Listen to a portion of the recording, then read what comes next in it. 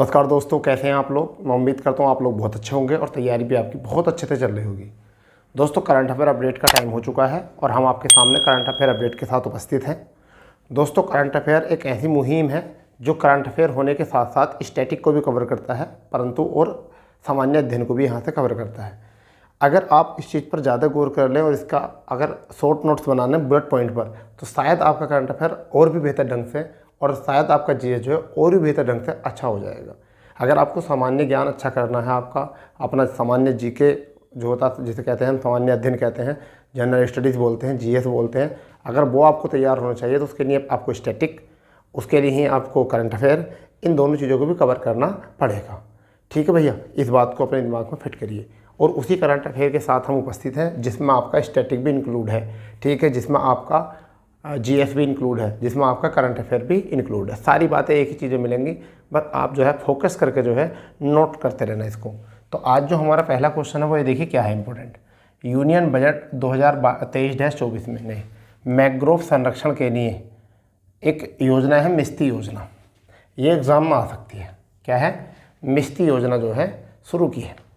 अब ये मिस्ती योजना किसने शुरू की है तो मैं आपको बता दूं, वित्त मंत्री निर्मला सीतारमण ने शुरू की है। किसने की है? वित्त मंत्री निर्मला सीतारमण ने ये शुरू की है भैया। ठीक है, इसकी फुल फॉर्म अगर हम बात करें तो mangrove initiative for shoreline habitats and tangible incomes. ठीक है, ये इसकी फुल फॉर्म है, mangrove initiative for shoreline habitats and tangible incomes. ये इसका फुल फॉर्म है। ठीक है, अब इसको हम क्या कहते हैं, इसे किस मंत्रालय ने शुरू करा है तो अगर बात करें पर्यावरण वन जलवायु परिवर्तन मंत्रालय ने। किसने? पर्यावरण वन जलवायु परिवर्तन मंत्रालय ने शुरू किया है और ये 2023 में शुरू हुई है। और अगर बात करें ये कि 80% जो कवर करेगा वो केंद्र सरकार कवर करेगा और 20% जो कवर करेगा वो राज्य सरकार यहाँ से कवर करेगा भैया। ठीक है, अब अगर हम बात करें कि मैंग्रोव वन का जो नया अन्य नाम है वो क्या है, हम इन्हें दलदली वनस्पति भी कहते हैं, हम इनको सुंदरवन वनस्पति भी कहते हैं, हम इनको अनूप वनस्पति भी कहते हैं, हम इनको बेलांचल वनस्पति भी कहते हैं। ठीक है, पूरे भारत में जो है 4482 वर्ग किलोमीटर ये मैंग्रोव वनस्पति वन है। ठीक है, 1987 में विश्व में जो है इनको पहली बार जो है विश्व धरोहर शामिल किया गया था। कब? 1987 में विश्व धरोहर। ठीक है, अंतर्राष्ट्रीय मैंग्रोव दिवस जो मनाया जाता है वो 19 जुलाई को मनाया जाता है। ठीक है, सर्वाधिक मैंग्रोव वन जो है वो कहाँ पर है? पश्चिम बंगाल में। कहाँ पर है? पश्चिम बंगाल में। इसके बाद में जो वो कहाँ पर है? गुजरात में। कहाँ पर है? गुजरात में। फिर कहाँ है? अंडमान निकोबार। ठीक है भाई, ये भी याद रख लो आप। सर्वाधिक जो है वो कहाँ पर? पश्चिम बंगाल, दूसरे पे कहाँ पर? गुजरात पर, तीसरे पे कहाँ? अंडमान निकोबार, चौथे में जो है वो कहाँ पर है? वो आपके आंध्र प्रदेश में। ठीक है भाई, तो आप इसको थोड़ा सा ध्यान रखो, एक बार और रिवाइज कर लो। यूनियन बजट 2023 मैंग्रोव संरक्षण के लिए मिस्ती योजना याद है किसने करी है? निर्मला सीतारमण ने। Mangrove initiative and shoreline habitats and tangible incomes. ठीक है, ये जरूरी है। पर्यावरण वन जलवायु परिवर्तन मंत्रालय ने शुरू किया है 2023 में। 80% केंद्र सरकार वहन करेगी, 20% राज्य सरकार वहन करेगी। दलदली वनस्पति, सुंदरवन वनस्पति, अनूप वनस्पति, बेलांचल वनस्पति से कहते हैं। 4482 वर्ग किलोमीटर एरिया में है। 1987 में विश्व धरोहर की श्रेणी में इसको शामिल किया गया था। ठीक है भाई, ऐसा मान के चलिए, या गिनीज बुक में इनको रिकॉर्ड किया गया था। 16 जुलाई को अंतर्राष्ट्रीय मैंग्रोव दिवस मनाया जाता है। पश्चिम बंगाल में सर्वाधिक है, गुजरात में धुना, अंडमान निकोबार तीसरे पर। ठीक है भैया, ये हो गया पहला क्वेश्चन। तीसरा अगर हम बात करें तो अभी एक अभियान शुरू किया है जिसे हम कहते हैं नशा मुक्त भारत अभियान। नशा मुक्त भारत अभियान शुरू किया है। किसने शुरू किया है? सामाजिक न्याय एवं सशक्तिकरण मंत्रालय ने। कब शुरू किया था? 2020 को। लाभार्थी कौन है? 272 संवेदनशील जिले। ठीक है, बजट आवंटन में प्रत्येक जिले को 10 लाख रुपये। प्रत्येक जिले को कितने लाख रुपए? 10 लाख रुपए। नोट करते रहो इन बातों को। ठीक है, अगर हम बात करें धूमपान तंबाकू दिवस जो है 31 मई को मनाया जाता है। ठीक है भाई, नशा मुक्ति भारत अभियान स्कूल, विद्यालयों, सार्वजनिक स्थलों पर आदि में आयोजित किया जाएगा। सबसे तेज नशा जो होता है वो किसका होता है? हेरोइन का होता है। अफीम का नशा जो है 36 घंटे तक रहता है। इन बातों को भी कंट्रोल करो, कवर करो। ठीक है, नशा मुक्त भारत अभियान सामाजिक न्याय एवं सशक्तिकरण मंत्रालय ने शुरू किया 2020 में बेटा। लाभार्थी कौन है? 272 संवेदनशील जिले हैं। बजट आवंटन जो हुआ प्रत्येक जिले के लिए 10 लाख रुपए हुआ है। धूमपान तंबाकू निषेध दिवस जो कहते हैं 31 मई को कहते हैं। ठीक है, नशा मुक्त भारत अभियान स्कूलों में, विद्यालयों में, सार्वजनिक स्थलों में जागरूक करने के लिए शुरू किया गया है।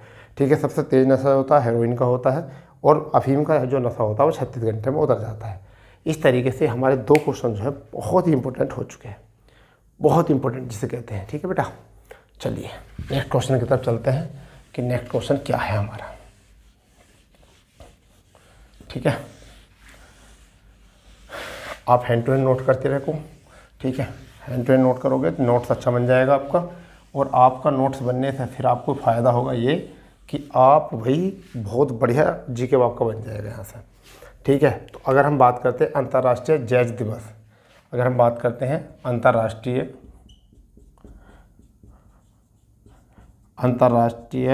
जैज दिवस, ठीक है, अंतर्राष्ट्रीय जैज दिवस। अब ये जो है ना 30 अप्रैल को मनाया जाता है। कब मनाया जाता है? 30 अप्रैल को अंतर्राष्ट्रीय जैज दिवस। तरह इंक डालना क्या, कब मनाया जाता है? 30 अप्रैल को।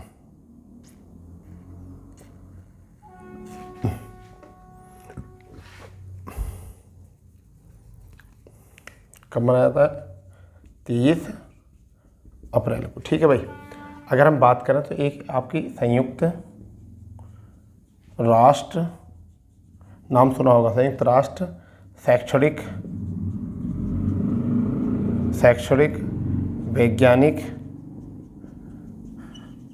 वैज्ञानिक सांस्कृतिक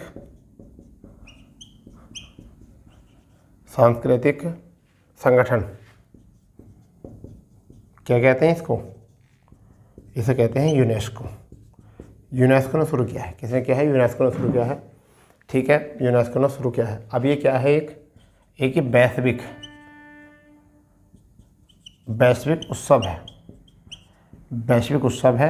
अगर हम ऐसी बात करें तो देखिए ये एक नृत्य है। क्या है ये? नृत्य, जो 19वीं सदी में ये नृत्य कहाँ पर हुआ था?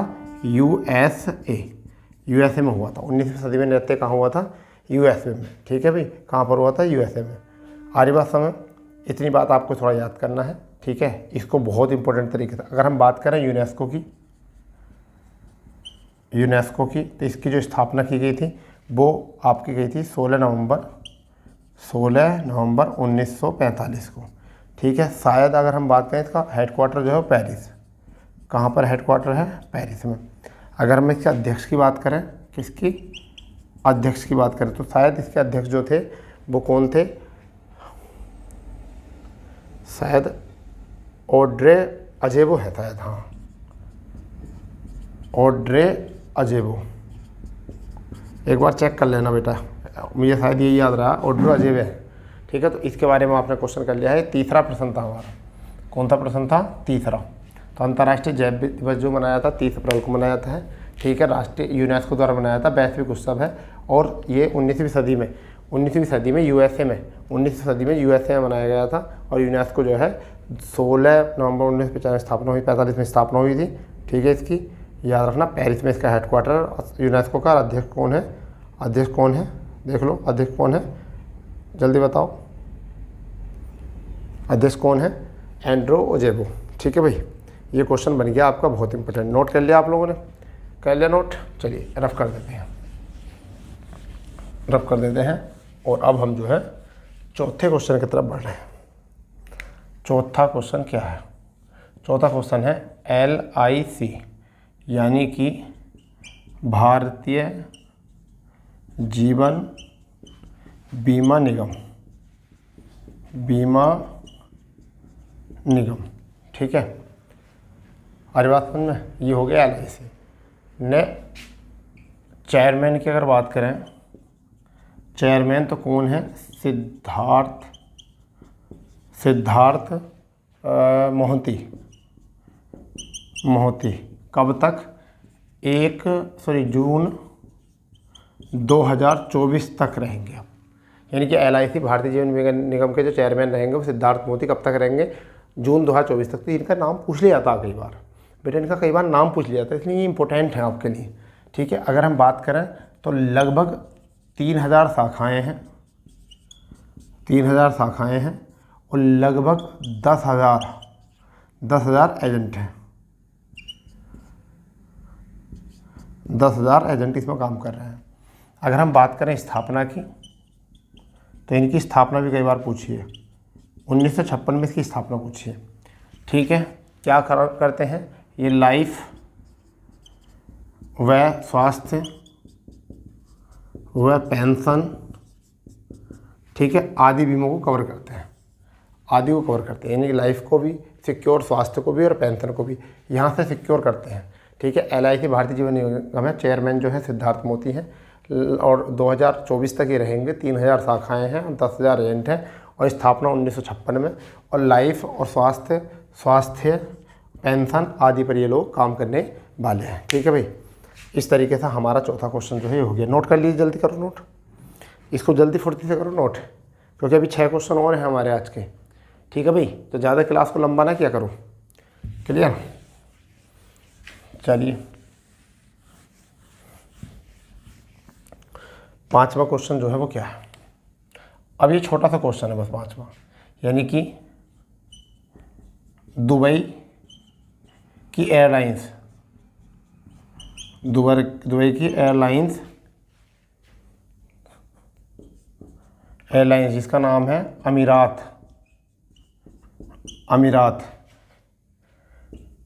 ने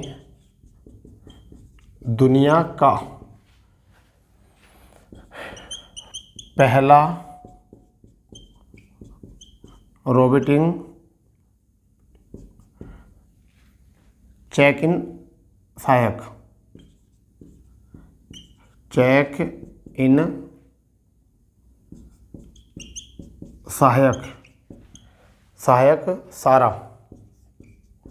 सारा का नामकरण किया। सारा का नामकरण किया, यानी कि क्या है ये सारा, क्या है ये, एक असिस्टेंट है।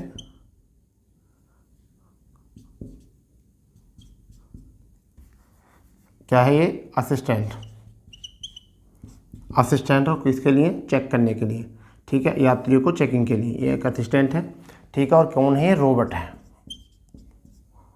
ये रोबोटिंग प्रणाली से काम करेंगे, रोबोटिंग प्रणाली से, जो अब पूरी तरीके मतलब जांच करेंगे। ठीक है भाई, तो ये हो जाएगा एक क्वेश्चन। चलिए एक छठा क्वेश्चन, एक छोटा सा क्वेश्चन और लिख लेते हैं। बहुत छोटा सा क्वेश्चन जो है कि विश्व नृत्य दिवस कब मनाया जाता है। तो एक छोटा सा क्वेश्चन, विश्व नृत्य दिवस कब मनाया जाता है। तो 29 अप्रैल को मनाया जाता है। कब मनाया जाता है, 29 अप्रैल को। ठीक है, कब से मनाया जा रहा है, 1982 से मनाया जा रहा है। ठीक है, अंतर्राष्ट्रीय रंगमंच संस्थान, अंतर्राष्ट्रीय रंगमंच संस्थान इसकी परमिशन देता है। इसका जो हेडक्वार्टर वो कहाँ पर है, पेरिस में है। और इसकी स्थापना 1948 में की गई थी। 1948 में की थी। ये क्वेश्चन छोटा सा क्वेश्चन है, ऐसे इस पर ज़्यादा क्वेश्चन नहीं आते, ऐसी चीज़ों में। ठीक है, आप इसको सही करिए, नोट करिए ज़रा, एक बार मैं देख लूँ आपकी क्लास ठीक चल रही है नहीं चल रही। ठीक है, इन्हें नोट कर लो, अब जल्दी से नोट करो इसको नोट अच्छे से। यार क्या रखा है भैया, कर लो आराम से। ठीक है, तो देख लीजिए इसको, दुबई की एयरलाइंस अमीरात ने दुनिया का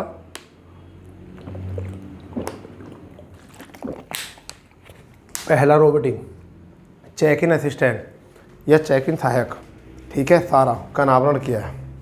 ठीक है, सारा का अनावरण क्या भैया। ठीक है, अब दूसरी बात है, ये सारा जो असिस्टेंट है रोबोटिंग प्रणाली है, ये विश्व नृत्य दिवस 29 अप्रैल को मनाया जाता है। 1982 की बात कर रहे हैं। अंतर्राष्ट्रीय रंगमंच संस्थान पेरिस की बात यहाँ से हमने की है। ठीक है भाई, चलिए बहुत अच्छा है। नेक्स्ट हम आगे करते हैं, बात क्या है। ठीक है, नेक्स्ट की बात करते हैं क्या है। ठीक है, चलिए अब हम बात करने वाले हैं 7वें क्वेश्चन की तरफ। 7वां क्वेश्चन हमारा क्या है, 7वां क्वेश्चन है विश्व पशु चिकित्सा पशु चिकित्सा दिवस। अब देखिए ये इसकी बात करिए, ये जो होता है ना, प्रति एक वर्ष अप्रैल के अंतिम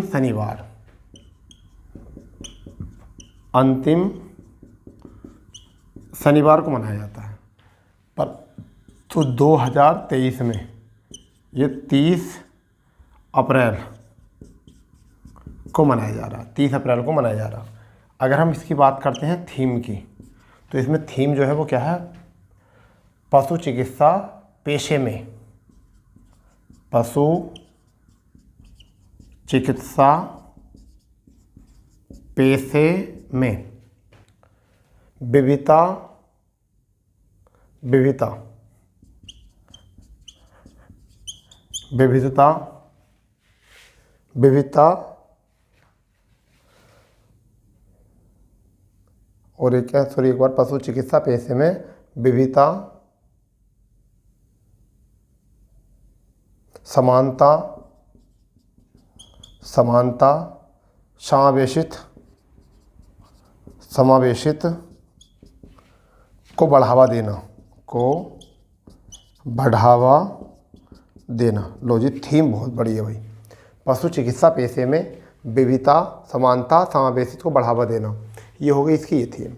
ठीक है, अगर हम बात करें इसकी सबसे पहली बात, तो यहाँ सबसे पहली बात है कब से शुरुआत हुई है, तो प्रथम बार जो है वो 1863 में इसका जिक्र हुआ था। ठीक है, विश्व पशु चिकित्सा संघ, यानी कि विश्व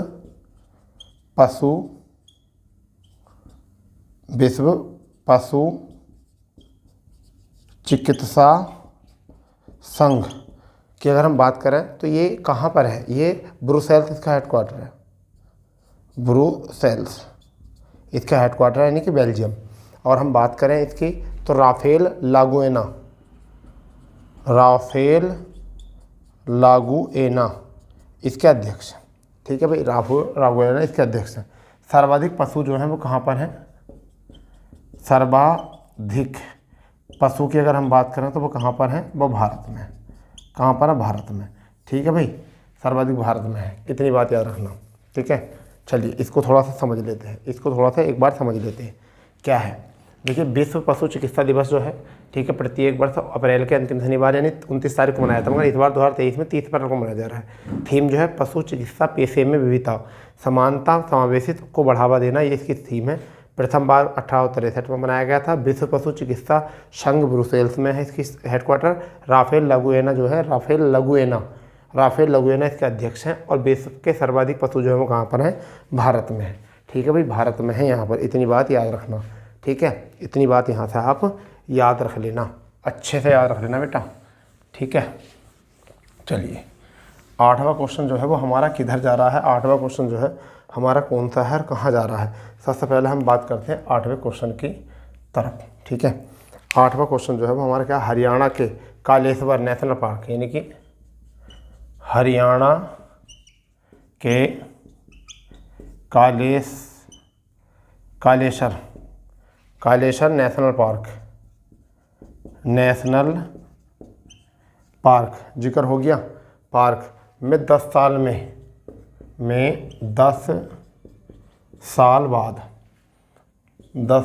बाद बाघ दिखाई दिया है,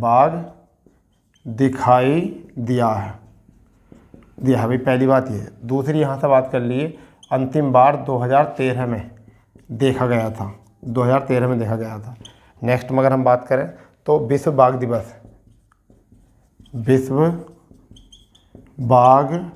दिवस कब मनाया जाता है, तो 29 जुलाई को मनाया जाता है। ठीक है, प्रोजेक्ट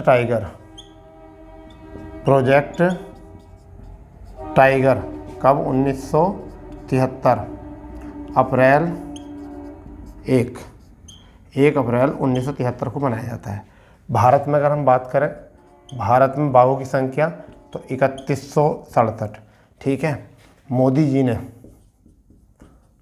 जी ने एक काम और कर दिया है, IVCA, ठीक है, इंटरनेशनल बिग कैट अलाउंस की शुरुआत की थी कहाँ पर, कर्नाटक में। कहाँ पर शुरू की थी, कर्नाटक में। इसको समझ लीजिए फिर दोबारा से। अब क्वेश्चन इंपॉर्टेंट है। इंपॉर्टेंट क्या, हरियाणा के कालेश्वर नेशनल पार्क में 10 साल बाद जो है बाघ देखा गया है। ठीक है, कैमरा ट्रैकिंग से किया गया है, ये कैमरे से देखकर ट्रैक किया गया है और देखा तो उसमें वही है। ठीक है, 2013 में ही देखा गया था पहली बार, भला अंतिम बार, और अब ये 10 साल बाद दिखाई दिया है। ठीक है, विश्व बाघ दिवस जो मनाया था 29 जुलाई को मनाया था, ठीक है। प्रोजेक्ट टाइगर जो है 1973 में शुरू किया गया था 1 अप्रैल को, ठीक है। भारत में 3167 बाघ हैं और सबसे ज़्यादा जो बाघ हैं, सबसे ज़्यादा की बात करें तो वो कहाँ पर है, वो मध्य प्रदेश में है। उसके बाद अगर बात करें तो कहाँ पर है, कर्नाटक में है, ठीक है। मोदी जी जो हैं उन्होंने IBCA की स्थापना की है, इंटरनेशनल बिग कैट्स अलायंस की स्थापना की कर्नाटक में। इंटरनेशनल बिग कैट्स अलायंस की स्थापना कहाँ पर की है, कर्नाटक में की है। इस बात को छाप लो, इस बात को छाप लो, बहुत जल्दी से तरीके से छाप लो, ठीक है। इतना आप छापो, इतना हमें निकाला है, ठीक है भाई। छाप लो इसको, अच्छे से छापो इस क्वेश्चन को।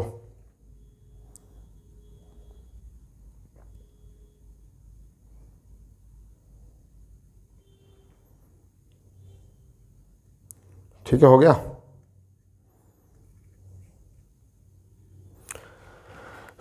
बताइए जल्दी, हो गया, ठीक। नेक्स्ट क्वेश्चन देखते हैं। बढ़िया क्वेश्चन है, बिल्कुल ऐसे क्वेश्चन है बिल्कुल मोती की तरह, ठीक है भाई। अब देखिए क्या है, दादर नागर हवेली, नवा क्वेश्चन जो है वो क्या है, दादर नागर हवेली व दमन व दीव, दमन व दीव के सिलवासा, सिलवासा, क्योंकि अब एक जगह हो गया तो इस वजह से सब लिखना पड़ा। सिलवासा में, सिलवासा में नमो मेडिकल, कौन सा, नमो medical, NaMo medical educational and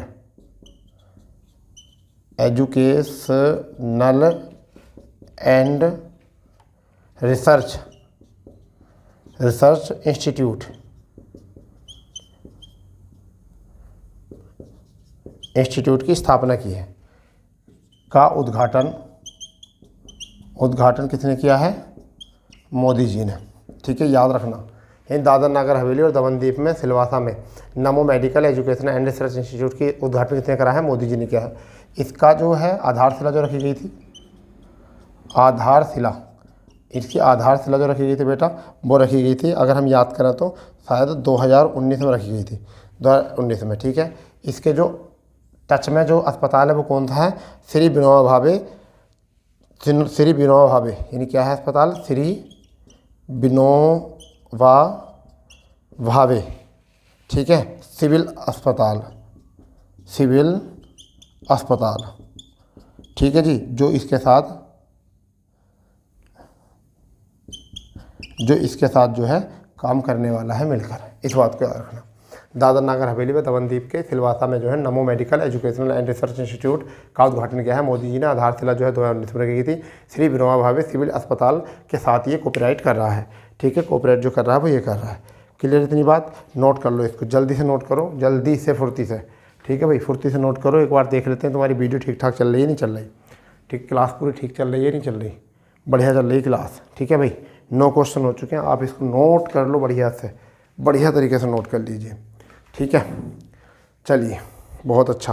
अब हम लास्ट क्वेश्चन की तरफ बढ़ते हैं, और उससे पहले हमको क्या है, इंक डालनी है, क्योंकि अगर हमें थोड़ा सा भी यहाँ से गड़बड़ होती है, कम दिखाई देता है बच्चों को, तो बच्चे हमें कहते हैं सर कम दिखाई दे रहा, क्योंकि आजकल ऐसा होता है डिजिटल बोर्ड वालों के चक्कर में जो है हम जैसे गरीबों का गुजारा नहीं है, ठीक है भैया, ठीक है। इसलिए थोड़ा सा ध्यान रखना पड़ता है इसको भी, ठीक है।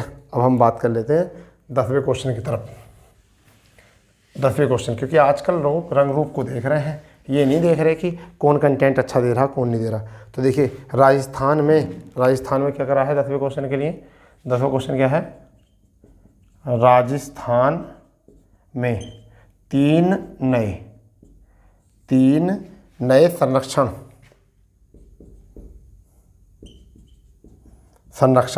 कौन से संरक्षण अभ्यारण्य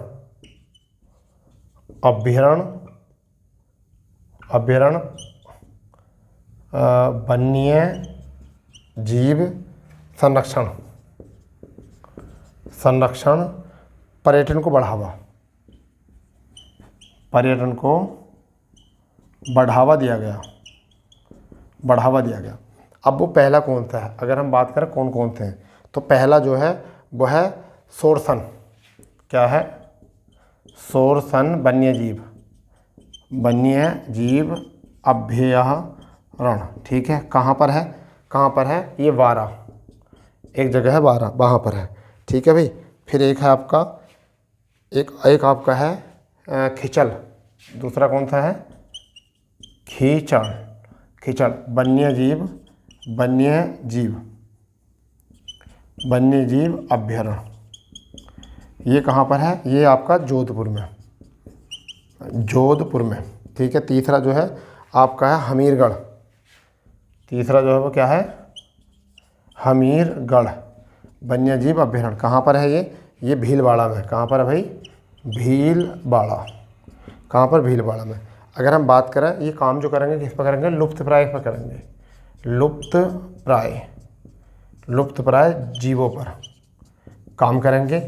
और राजस्थान में अगर हम बात करें, राजस्थान में पहले से 26, कितने, 26 वन्य जीव हैं, वन्यजीव अभ्यारण्य पहले से 26 है, ठीक है भाई, वन्यजीव अभ्यारण्य पहले से 26 है, ठीक है। इस बात को थोड़ा माइंड में फिट कर लो।